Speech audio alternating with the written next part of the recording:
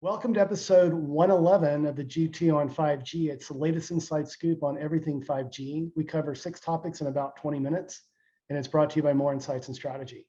I'm Will Townsend, and joining me again this week is fellow analyst Anshel Sag. Let's get started with my first topic. And news broke that Dish is launching a Boost Infinite service as a second postpaid offering for 5G. And so my immediate question when I read this was, how is this going to complement Project Genesis, which is its traditional greenfield 5G deployment, which just recently officially hit 20% coverage and avoiding a potentially very expensive FCC fine. So from my perspective, it's no mystery that that prepaid service that Dish acquired in Boost has been a money loser. They've shed almost 1 million subscribers. And so from my perspective, and then there's no desire on Dish's part to fire sale or get rid of the Boost business, because it was quite a pretty penny. I think they paid like 1.5 billion for it with this whole T-Mo divestiture activity. But this is interesting because it is a postpaid service on a prepaid service, and there aren't a lot of details, but it talks about how the service will leverage the networks of Dish, AT&T, and T-Mobile. So obviously, and they're positioning the power of 3 5G networks from a coverage standpoint, because that's where they're not at with Project Genesis. But this is interesting. And from my perspective, again, there weren't a lot of details shared. There is a registration page that is up that folks can sign up for and get more information on. But could this like confuse the market? I mean, I'd love to get your input on this, Anshel. Yeah, I think it could confuse the market. I think one thing to consider is that I think that they are trying to create different offerings to see what can be successful. And, I think they need to have something that's going to be competitive with other carriers. But I don't know, did they talk about pricing? Because no details, just they put the page up and they spoke in very kind of general terms about the fact that it's going to leverage 2 of their competitors' networks. So yeah, I heard something about Web3 and using some cryptocurrency as well, or decentralized. So for a unique offering is what they're positioning. So yeah, I wouldn't be surprised if crypto is involved in this as well. But yeah, I think the one thing that would be interesting is that there isn't really a carrier that can aggregate, AT&T and T-Mobile, along with Dish. So there could be, coverage and performance benefits. But ultimately, I think that the challenge is, first of all, Boost was a prepaid service for the most part, not a postpaid service. Exactly. So that's confusing. Right. And then, people don't really associate Boost with something that's high quality. It's like cheap. That's like kind of how they were successful. Right. So I think they're gonna have to figure out how they like pivot that and figure out how they like change that perception. And to your point, they've lost a lot of customers. So I think there needs to be like a complete like launch of the brand. And maybe this is it, but using buzzwords and associating with crypto in this current phase of crypto and its second crypto crash. I think that it's not an ideal timing for them to go with this kind of marketing. But I think that there's potential for this to be pretty good for a lot of people in a lot of places, because it can essentially pull from whatever the best resources are where you're located. Yeah, you mentioned Boost kind of being that sort of value brand. And so this might be a way for them to tier out their postpaid service. So Project Genesis, again, that's their internal code name. That is their greenfield, very broad built 5G network. So this could ladder underneath that from a pricing standpoint. But it's just, I think it dilutes what they're trying to do. And I don't think it's the right thing to do. But at the same time, their CEO, Charlie Ingram, he's adamant about not jettisoning the Boost acquisition. And certainly there'll be a place for, prepaid accounts at some point, but they've got to do something to sort of stop the hemorrhaging. And this whole Boost Infinite might be a way to try to like lift the brand up. But time will tell. It'll be really interesting. But that's my first topic's a nice segue into your first topic, and you want to talk about Dish and T-Mobile and the 800 megahertz spectrum. Yeah, so this is kind of a continuation of the Sprint acquisition. T-Mobile was basically required to offer this spectrum to Dish to buy and use if they wanted to, because T-Mobile had such considerable holdings in 2.5. And as a result, this was, I think, something in the range of 13 megahertz, 13.5 megahertz of the 800 megahertz band. And this was from 2019. And the agreement was $3.5 billion, but they would have to close the purchase within the next year. And if it decides not to acquire the spectrum, they owe T-Mobile $72 million. So in either scenario, T-Mobile wins, I think. Right. Because this is not that much spectrum, but it is low band. And 10 megahertz of spectrum would be really valuable for a good uplink coverage. Right. But the article from Mike Dano over at Light Reading implies that, the current financial situation at Dish is very unlikely to facilitate the acquisition of this spectrum. Right. And even Charlie Ergen said that it's not a must-have for them. So it sounds like they probably won't buy it, which would mean that T-Mobile will have an additional low band piece of spectrum available for coverage. But I also believe that T-Mobile, I don't know what their holdings are like when you consider that, they've been building this network with 600 megahertz in mind as the low band. But, it probably won't hurt to have 800 in some places where maybe their 600 coverage or even their 700 coverage isn't that great. More spectrum is always better. Yeah, no, I agree. And, the profile of 800 versus 600 provides better performance as well. Yeah. And, if I were a guessing guy, I don't believe, Dish follows through because financially they're sort of up against the wall. They've been losing subs. We talked about Boost. They're trying to invest and, build out these 5G networks. Now they're forking it with this Boost Infinite that we were talking about earlier. So my prediction is they pass. T-Mobile gets to keep the spectrum, and T-Mobile gets a nice little paycheck at the same time. So, but we'll keep our eyes and ears on this and report back if there's anything to report on.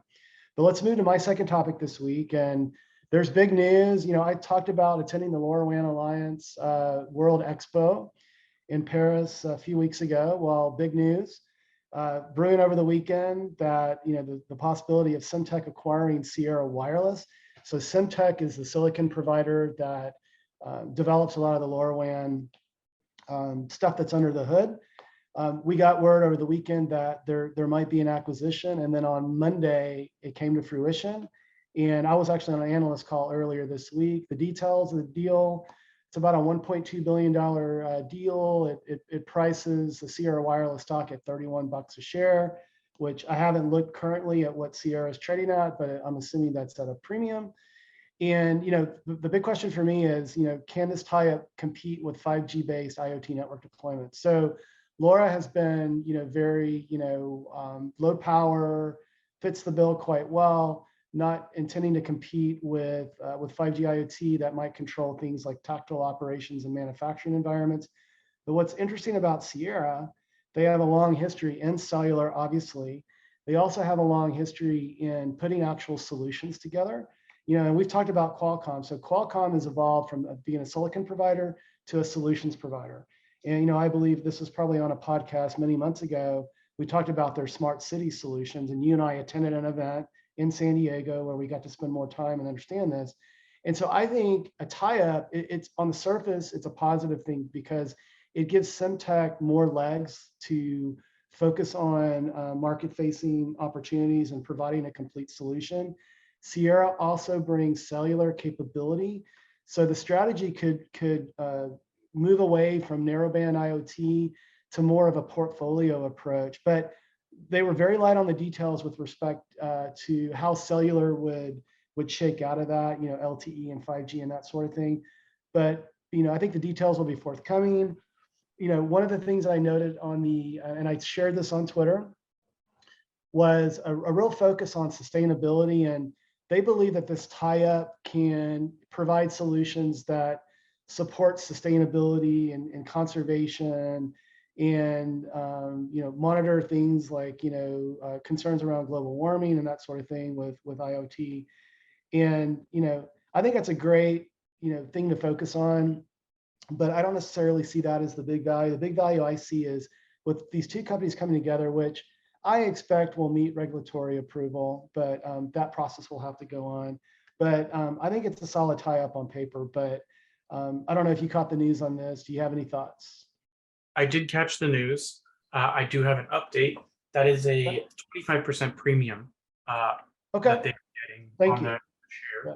So significant premium. Yeah. Yeah. And then on top of that, I see this as a little bit more of a vertical integration, I think you're right that they will probably jettison some of the non-IoT businesses, like the 5G stuff, but they could also transition some of that 5G into more IoT focused 5G that might just fit better within the profile of the business, and offer it as an alternative to proprietary standards.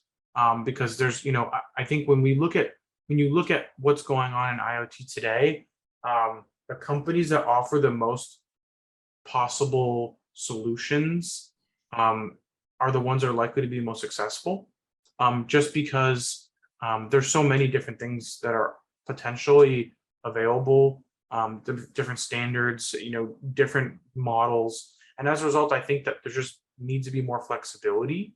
And I think this will offer more flexibility for them in IoT, both companies really. And as a result, I think this will be approved, and I think it will be a net benefit for the industry. There will be some companies that will be, affected by this.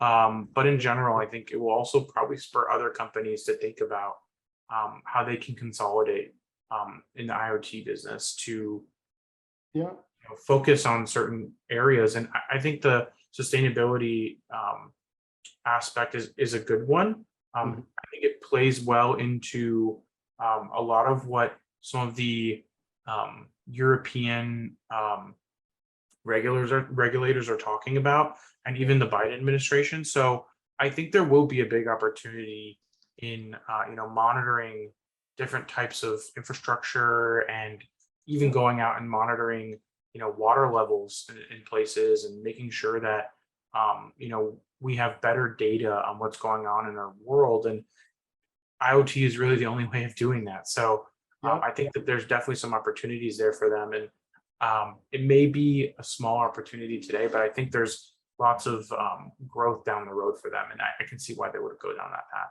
Yeah, and I think this pulls LoRa into more opportunities. And to your point, if you offer a diversity of a portfolio, provide more choices, then you open up a greater total addressable market for your solutions. And I think that could do that. That could do it. So yeah, I expect this deal to get approved, and it'll be interesting to see sort of what trails after. But let's move to your second topic this week. And we've been talking about the most recent 2.5 gigahertz spectrum auction, and you wanted to provide an update as it's beginning to wind down. Yeah, so it is currently today in its 10th and 11th rounds of bidding. So the way bidding happens in the FCC is there's rounds of bidding, and nobody's really aware of what's going on in terms of bidding, other than on the specific licenses that are being bid on. And these are mostly at county level, so there's thousands of them. By round 9, there were 162 licenses with no bids, while there were 5,828 licenses with a single bidder, and 1,997 licenses being actively contested by multiple bidders. That 5,800 number means that's mostly T-Mobile, because T-Mobile is the one who cares the most about this band, as they already hold the most spectrum. There are some spectrum acquisition firms that are also holders of 2.5, that are holding it, I believe, to get T-Mobile to pay up when they need it.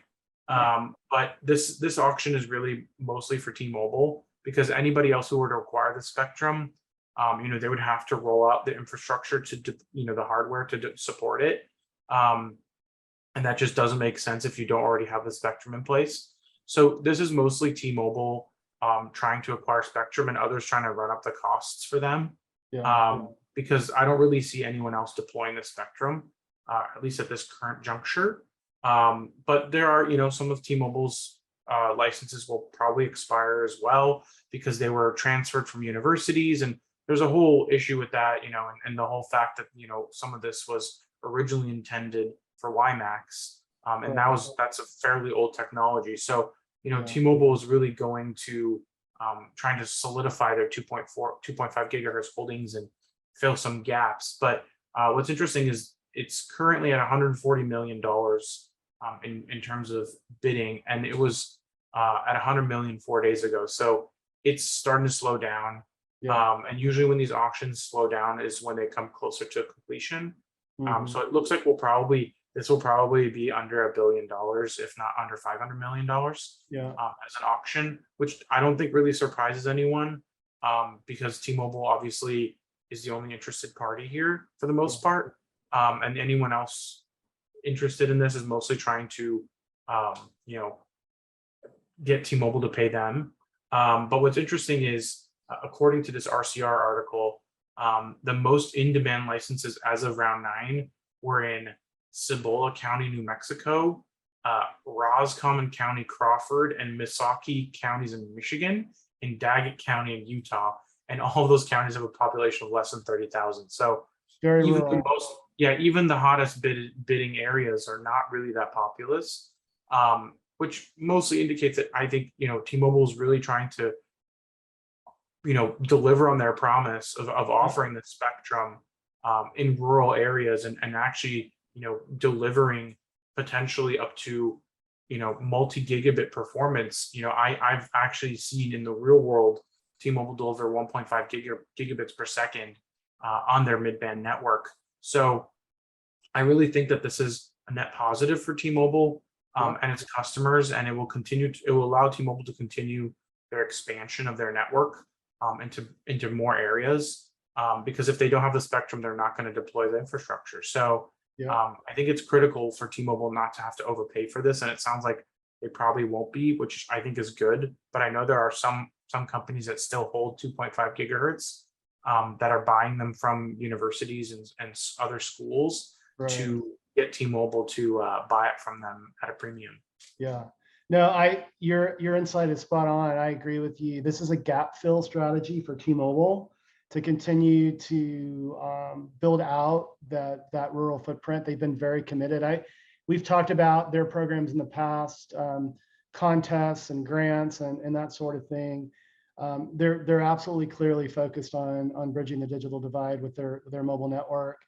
And I think some of these others that are they're not poaching it, but some of these other smaller entities, service providers, companies are that are acquiring the 2.5. It's probably a squatter thing that they want to try to turn around and flip or whatever.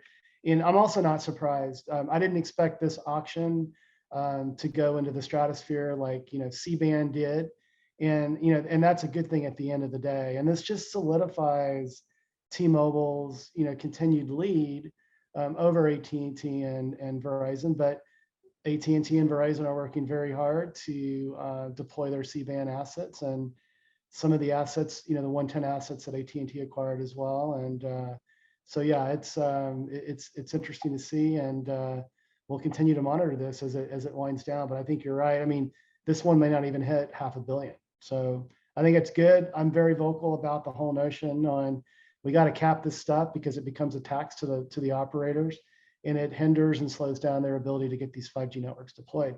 But and that's a nice segue to my third and final topic, And we did talk about India on our last week's podcast, and they were launching their 5G auctions finally.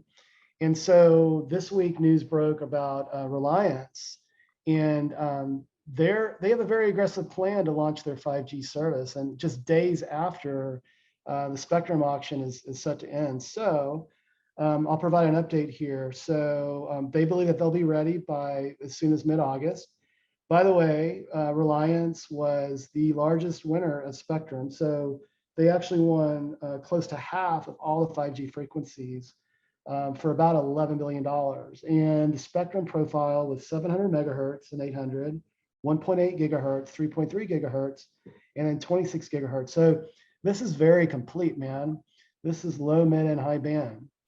And what I also found interesting too, and I didn't know this, they have claimed that in January that they had completed 5G coverage, well, from a planning perspective, for over 1,000 cities. So they anticipated this. They put they did the pre-planning, to get ready. And so by all measures, and given the speed of the deployment of their LTE network, which you and I have talked about in years past, I wouldn't put it past Reliance that they can get this thing off the ground. I mean, not maybe entirely by mid-August, but I think they could probably definitely accelerate that timeline. But would love to get your perspective. Yeah, I always had a feeling that there would be a potential opportunity for some of these operators to anticipate this auction and have infrastructure in place to be ready to turn on, or at least in some places, immediately after the auction. I think this might also be a function of the fact that they may have already cleared some of this space in advance of the auction, or that Reliance has agreements in place with the spectrum holders to already have pre-cleared the spectrum. I don't know what the situation was with clearing in India, but I have a feeling because they've taken so long, maybe they've already cleared the spectrum. But I think the real interesting part is this will help Reliance kind of win the 5G marketing war within India, because they get to claim that they're first. And Reliance has been one of the companies that have audacious claims. And I think that this is probably one of them as well. And we'll see what that 5G service looks like. But from my experience, usually in India, when somebody rolls something out early or earlier than expected, it's usually in a very small footprint, and it's usually in a very densely populated area where the economics pay instantaneously. So and I think they have, if I remember correctly, they bought like 4 different swaths of spectrum. They have 700, 800, 1.8, 3.3, and 26 gigahertz. That's so what they I mentioned. They have 5 different bands that they could potentially aggregate together. I obviously don't think they're going to have all 5 available at launch, but they could flip probably a majority of those and offer gigabit speeds right off the bat. So I think this is going to help them considerably. And we didn't talk about this during the podcast this week, but I think we might have covered it last week, where their competitor Airtel announced a bunch of different infrastructure vendors as companies that they were going to be rolling their 5G network out with, right? Like Ericsson, I think Samsung, and even Nokia. And obviously that helps them build buzz for their upcoming 5G network. So I think that announcement may have been in anticipation of Reliance Jio saying, hey, we're going to flip on next month. So it'll be very interesting to see how that translates, because, or actually not even next month, we're already in next month. So, flipping on within the next few days. So we'll see what happens. But I think we're going to have a very interesting next few months in India, even next few years, because they're a little bit behind, but I think they're going to move a lot quicker than we've seen other geos move. I agree. Yeah, Reliance has definitely proven that with their LTE deployment. So let's move to your third and final topic. And you want to talk about a company, Helium, claiming that it has a new spanking, brand new, shiny 5G network, right? Yeah, so Helium is actually like a open source technology that allows people to crowdsource their network coverage, and you basically like get paid to keep this node alive with tokens. And there's, they have a whole ecosystem of partners, which include Freedom Fi, Dish, GigaSky, Bicells, Moso Labs, CalChip, and Bobcat. And they basically, they're launching their next gen network, but they're calling it their Helium 5G network. And the problem with that, and thanks to Sascha Segan for looking into this at PC Mag, it's not a 5G network. It's actually a 4G LTE network based on CBRS, which is what they've already been using. So it's pretty much marketing. While the network may be potentially capable of 5G, since CBRS and band 48 is capable of 5G, none of the radio equipment is 5G NR. And there is no clear date when that transition could occur. And all the current coverage and nodes that exist within Helium's partners, whether they're Freedom Fi or GigaSky, just don't have 5G. So they're basically claiming that they have 5G coverage when there isn't any. And he even looked into their coverage for their 5G network and found that, even their claims for 5G coverage aren't really what they say they are. And that, they claim 2,000 5G hotspots in 47 US states. But he found that, even their coverage claims aren't really what they claim they are. And it's going to be interesting to see how Helium meshes with Dish in terms of coverage, but it's very unclear what that looks like.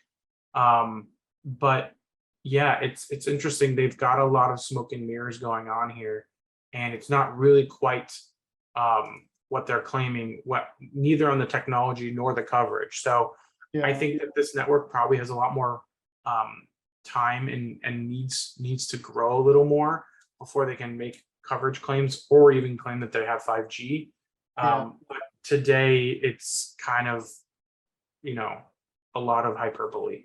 Yeah, it sort of smells to me sort of like, and you and I and our chief analyst, Patrick Moorhead, we were all pretty critical of AT&T and that whole 5G evolution. And that was their clever marketing way to state that they were densifying the network, preparing the LTE network for 5G.